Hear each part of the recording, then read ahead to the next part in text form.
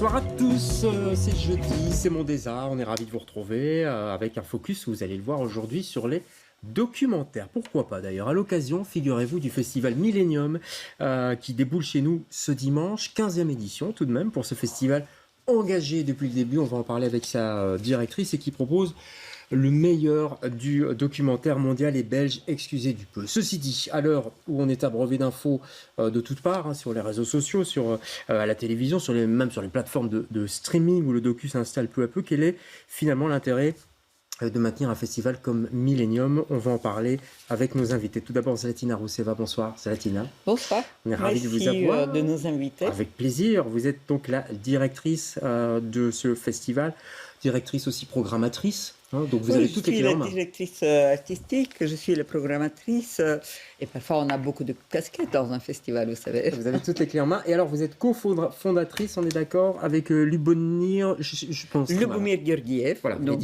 avec qui on a partagé beaucoup de choses. On avait une maison de production et puis en fait on a décidé ensemble de lancer justement le festival Millennium. D'accord, la maison s'appelait Diogène et ça remonte tout de même aux années 80.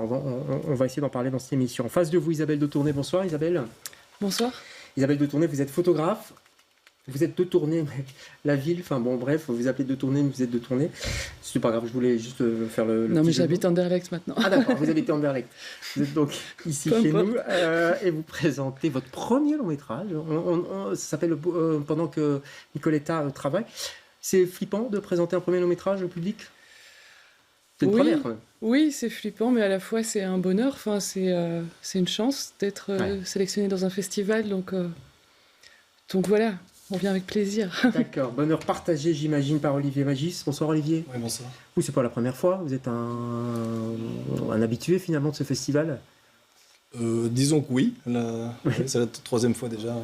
D'accord, et vous présentez Le Souffle Court. Vous êtes ici seul, mais en fait derrière Le Souffle Court, il y a plein de réalisateurs. Oui, on a un collectif qui a été monté en urgence dans l'improvisation au tout début du confinement, donc en mars 2020. Collectif qui est monté jusqu'à 12 réalisateurs, réalisatrices, qui habitent toutes à Bruxelles. Voilà. D'accord. Et pour un film très particulier, Le Souffle Court, qu'il faut absolument voir, mais je crois que tous les films ici présents sont à voir, comme celui de Peter Van Neyke. Je prononce bien, Peter? Très bien, félicitations. Bonsoir Peter, on est ravis de vous avoir. Vous présentez Holding Up the Sky. Oui. Vous êtes un baroudeur, vous, j'ai l'impression, non? Surtout Amérique latine. Oui, j'ai vécu une dizaine d'années en Amérique latine et ça a laissé quelques traces. Donc effectivement, voilà, ce dernier film est aussi réalisé en Amérique latine. Ouais. Ah ben, on va tout de suite se plonger d'ailleurs dans l'ambiance que vous avez installée dans votre film. On va voir aussi que ce festival, et on va en parler avec vous, Zlatina, est engagé pour l'environnement, mais pas seulement. On va parler de ça. En tout cas, ça parle entre autres d'environnement, mais l'environnement finalement, c'est ce qui ça nous touche. Ça touche plein de choses. Hein, c'est très vaste. Direction la forêt tropicale auprès des Yanomami. Je prononce bien. Voilà. Très bien. Regardez cette bande-annonce Holding Up the Sky, visible donc dans ce festival Millennium.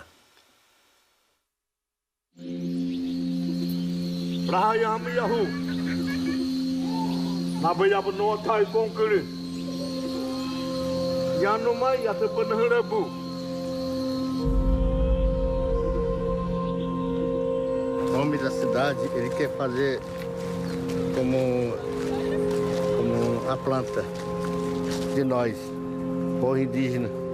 Mata metade e pega um filotinho, botar num geológico. What is this metaphor? When does the sky would fall on earth?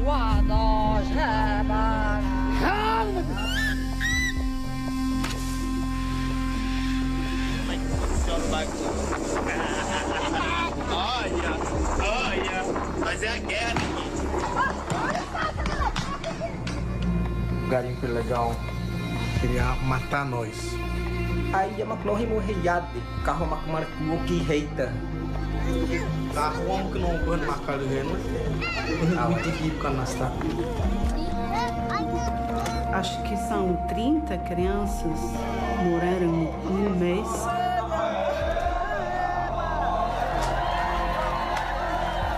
Na kuliah mak kuliah ki hawe na kuliah mak mamu shodi mak pihan kuliah mak amoy to dia uin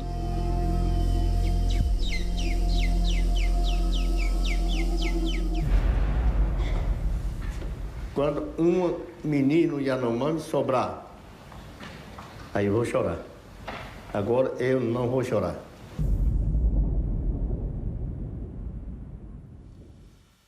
Voilà, des moments terribles, des phrases très fortes aussi. Je me demande toujours d'ailleurs quand on a des phrases fortes comme ça dans les documentaires, parce que c'est pas des comédiens évidemment, on est en plein dans le réel. Vous tournez pendant des heures, comment on fait pour capter ça? Oui, c'est clair qu'on tourne des heures.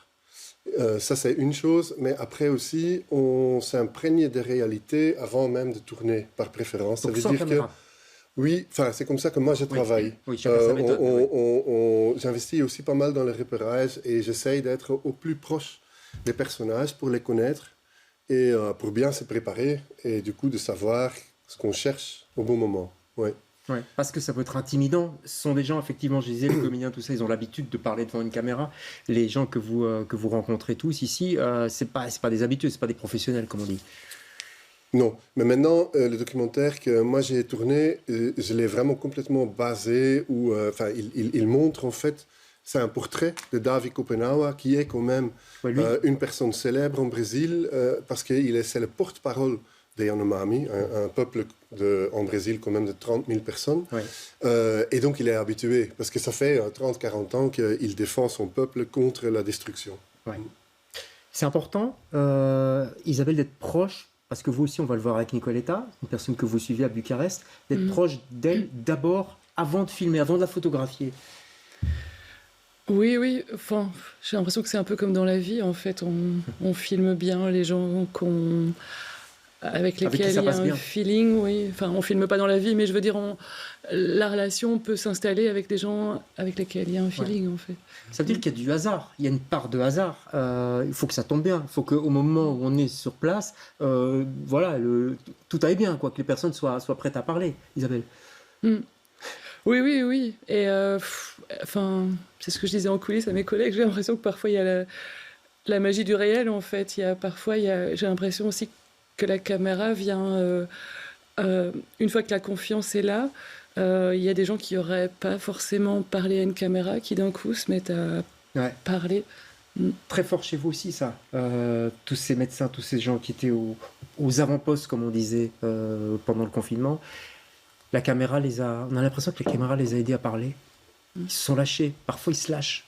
Oui, à la différence de mes camarades ici, c'est qu'ils se filmaient eux-mêmes. Donc ils choisissaient leurs propres cadres, leurs propres costumes, comme on dirait en fiction, ce qui par moments donne un côté très brut à l'image, qui donc, je me répète, n'est pas soigné. Ce sont des téléphones portables en fait qui constituent l'intégralité du film. Là, j'allais dire, on s'en fout presque que ce soit pas soigné. C'est ce qui est important, c'est ce qui est dit en fait. Tout à fait. Ici, notre matière première, c'était effectivement le retour de la première ligne. C'est ça le principe. Hospitalière. Bien sûr, Puisqu'on va revenir sur votre film là, puisqu'on parle juste de soins, d'images, etc. Est-ce qu'il n'y a pas le risque chez vous justement de faire du beau, du tropical, vous voyez ce que je veux dire? Il n'y a pas cette tentation là, c'est tellement beau ces paysages aussi.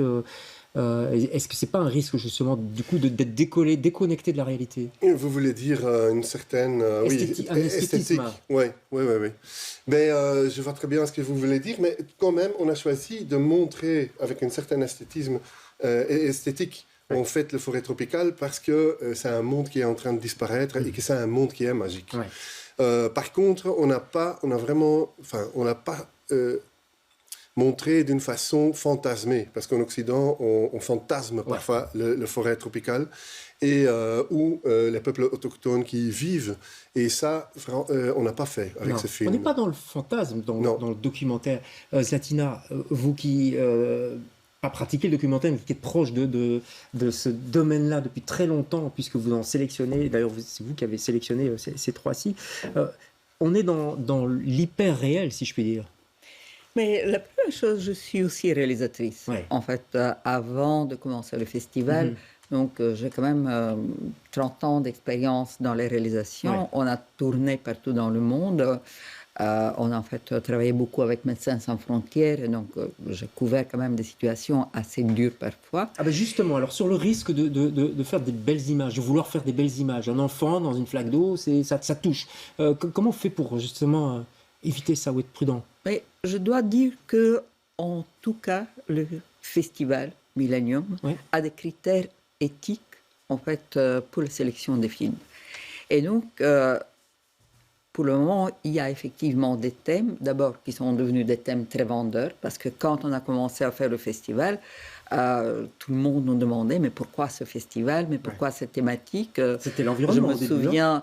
Non, en fait, dès la création du festival, on a décidé de dédier la programmation du festival aux objectifs du millénaire. À l'époque, c'était en fait les objectifs de développement durable. Donc, en l'an 2000, où il avait quand même... C'était une année d'espoir et de renouveau. Ouais, de départ. Et donc, il y a de départ. Et donc, il y a eu 182 chefs d'État qui se sont réunis et qui ont décidé que, ben voilà, on entre dans un nouveau millénaire et qu'il faut en fait de nouvelles idées, qu'il faut résoudre certains problèmes majeurs. Et donc, ça, c'était en fait les objectifs de développement durable. Disons, quand on a créé le festival, on a créé le festival parce qu'on se rendait compte que ces objectifs restaient beaucoup trop institutionnels. Et en fait, alors que les cinéastes filment en quelque sorte ces objectifs, en leur donnant des images et des visages humains, en mettant en fait de la chair, de la poule, en fait de quelque chose qui est très émouvant. Et en fait, je me souviens, on se connaissait bien avec le directeur des Nations Unies de l'époque, et j'ai dit, mais écoutez, votre communication, en fait, personne ne se rend pas compte. En fait, les gens, je pense qu'il y avait moins de 10% de la population qui jamais avait entendu que ça existait. Alors qu'en fait, les cinéastes, les réalisateurs, nous parlent de ces réalités, nous amènent des personnages, et en fait, ce sont des histoires qui nous touchent et qui arrivent en fait à faire bouger les choses. Et donc, ça, c'était le début du festival. Et puis, vous avez dû élargir, parce qu'à un moment donné, le développement durable, tout le monde en parlait. Oui, à un moment, tout le monde a commencé à parler de développement durable, mais ce que vous avez évoqué, c'est devenu en fait un peu quelque chose à la mode. Et là, effectivement, il y a des situations où je me rends compte, en fait, que d'abord, je vois toujours le même propos, toujours le même personnage, les mêmes images. Je vois, en fait, vraiment, d'une manière très esthétisante, filmant, en fait, effectivement, un enfant qui crève dans la rue. Et, en fait, c'est quelque chose avec lequel, profondément, nous ne sommes pas d'accord. Parce que je crois qu'il y a une éthique. Et, en fait, quand nous sélectionnons les films, pour nous, l'éthique des réalisateurs, leur approche, en fait, leur relation avec les personnages est quelque chose d'essentiel. On va regarder un extrait du film d'Isabelle de Tournai pendant que Nicoletta travaille, parce que là, c'est très particulier.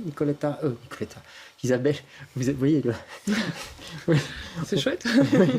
Vous êtes photographe à la base et vous avez décidé de passer le cap du long métrage. Vous avez été sélectionné par Millennium, on va en parler et vous allez nous dire pourquoi vous l'avez sélectionné, pourquoi vous l'avez choisi. Direction Bucarest, du côté de la gare du Nord à Bucarest. «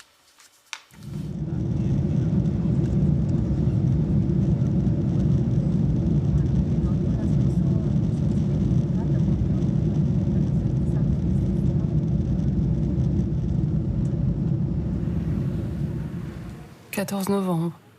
J'ai eu beaucoup de mal à sortir de ma tanière ici à Bucarest. Depuis plusieurs jours, je cogite sur mon retour à la gare du Nord. Au parc, je fais un rapide tour, mais je ne croise personne. Personne que je connais. 1 an plus tard, ils se sont tous évaporés. Je me dirige vers la gare et je repère un subway. Je me pose et trie quelques 3 ou 4 images du groupe de l'an passé, me disant que ça pourrait faciliter ma recherche. Tandis que je remets mes affaires en place, la serveuse m'interpelle. Sur sa blouse, elle arbore un badge portant son prénom, Nicoletta.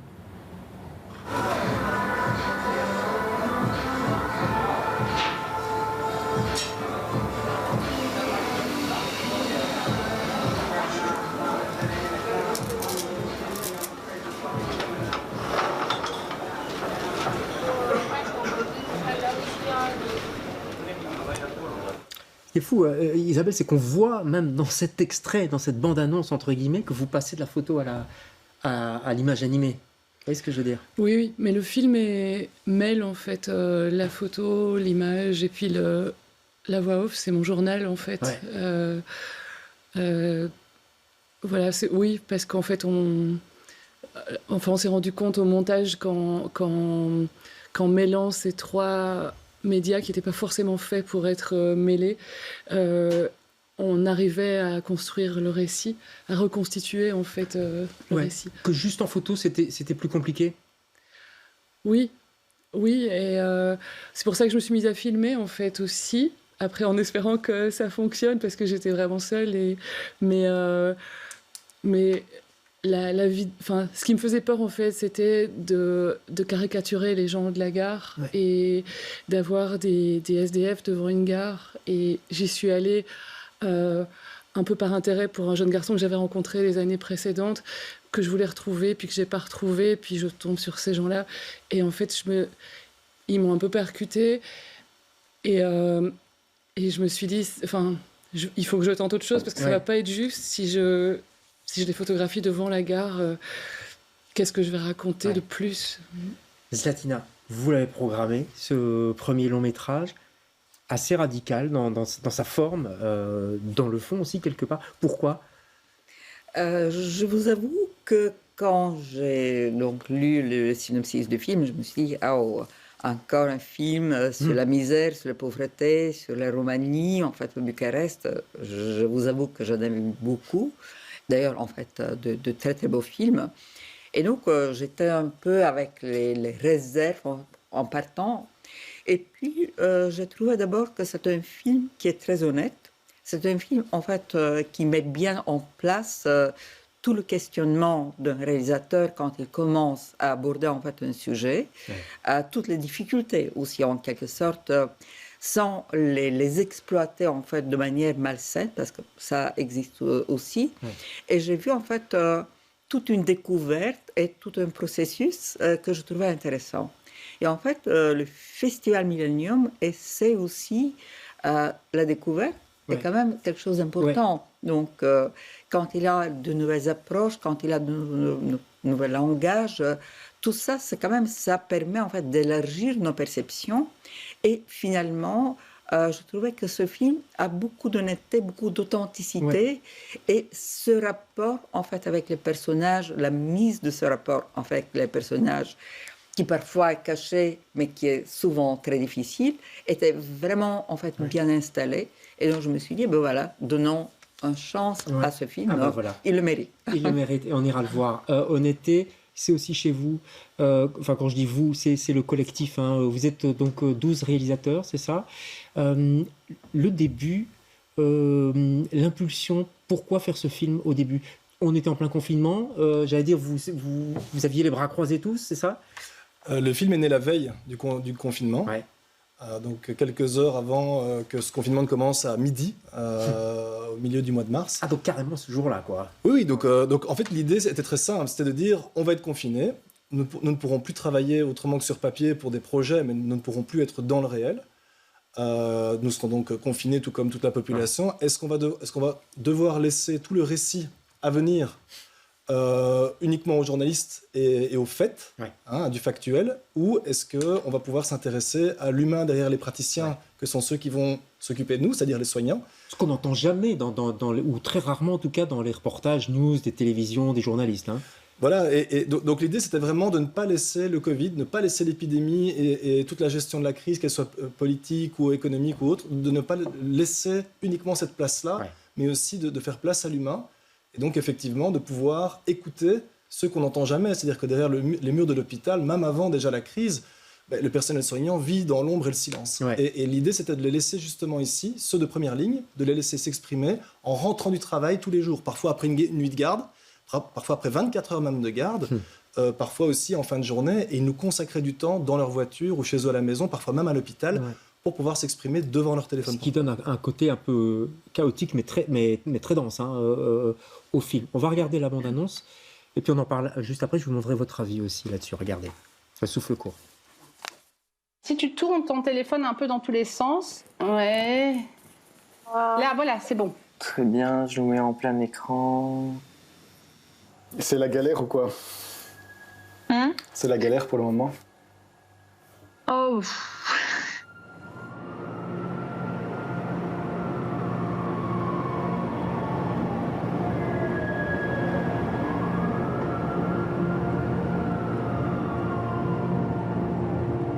3 jeunes personnes comme ça, sur une nuit, ça, on n'a pas l'habitude. Dans les cours de médecine et dans les cours d'infirmiers, on a de médecine de catastrophe. Et la médecine de catastrophe, c'est pas de la médecine, c'est du triage. Moi, je ne vois aucune profession qui soit tellement fliquée, qui soit tellement surveillée que la nôtre. Mais l'accompagnement d'une fin de vie, moi, je ne sais pas comment on peut chronométrer ça. On nous met au pied du mur, c'est où tu sauves des gens, ou tu te sauves toi-même, en fait. Et c'est pas un choix qu'on devrait avoir à faire. J'ai 23 ans, j'ai l'impression d'être un bébé. J'écoute toujours du Disney, donc voilà, et on est quand même face à ça. Ça nous met un peu à mal dans notre vocation de prendre soin des gens, quoi. Mais là, les gens ne se rendent pas compte de ce qui se passe dans les hôpitaux, je pense. Voilà, on reprend très rapidement ce que c'est, évidemment. Je ne sais pas quel est votre sentiment, Peter. Vous êtes tout à fait dans un autre univers, mais quand vous voyez des images... Non, je pense que je suis déjà très intéressé à aller voir le film. C'est sûr que, en fait, quand je vois le trailer, ça exprime pour moi aussi le documentaire. Et en fait, tout est possible dans le documentaire. Et donc là, ici, et c'est ça la beauté, en fait. C'est, oui, on peut travailler avec l'esthétique, mais on peut aussi travailler dans le direct, comme clairement Olivier et tous les autres cinéastes ont fait, avec les moyens.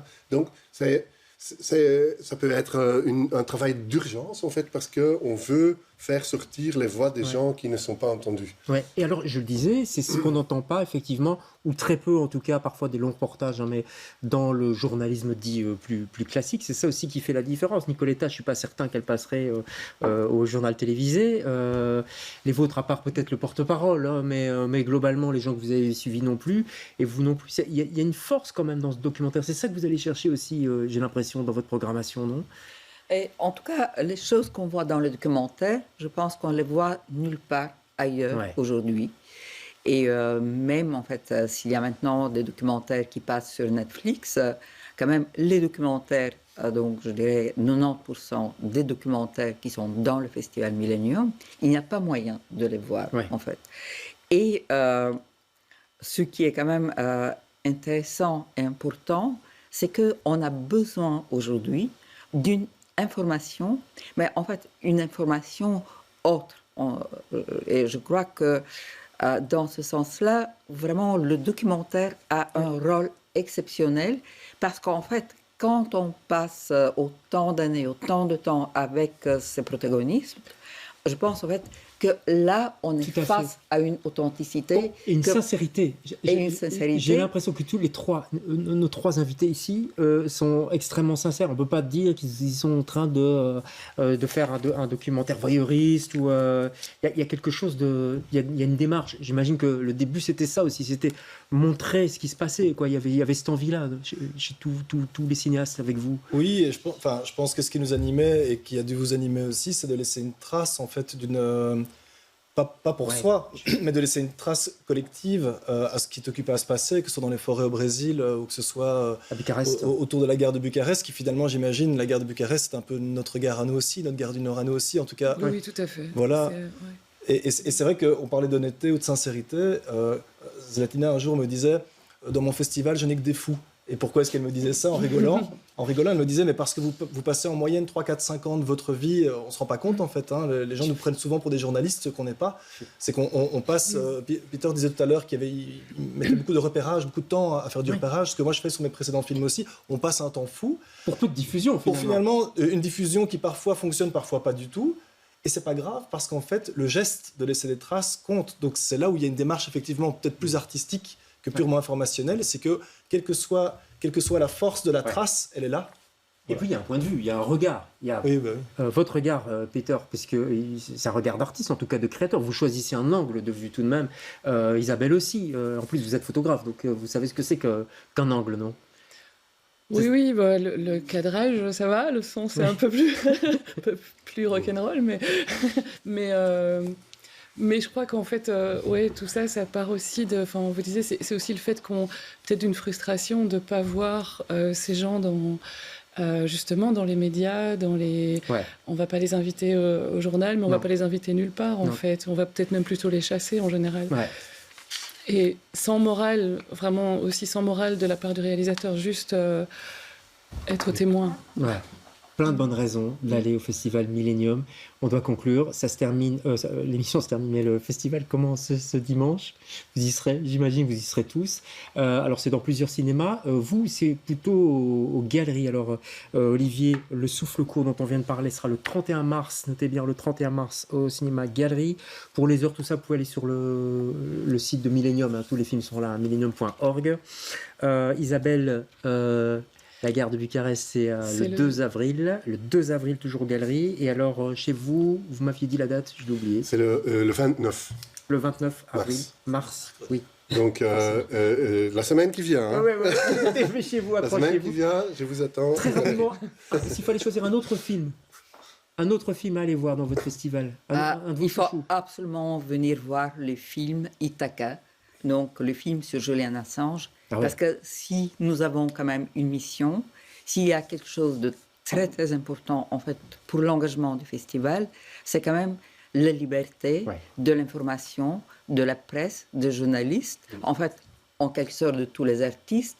Et je crois en fait que ce qu'Assange souffre pour nous tous est quelque chose d'inimaginable. Et c'est bien de le répéter. Et donc vraiment en fait il y aura aussi Stella Assange qui vient, en fait, c'est une femme qui mène une lutte et vraiment j'invite tous d'adhérer parce que les choses en fait qui sont à la base de la démocratie, c'est quand même l'information, c'est aussi en quelque sorte la mission de tous mes collègues et donc vraiment j'invite et j'insiste pour ce film. Ithaca, Assange et je signale aussi que Ai Weiwei, le dissident chinois, est le président d'honneur de ce festival et il sera sur place aussi, vous pourrez le rencontrer. Merci beaucoup.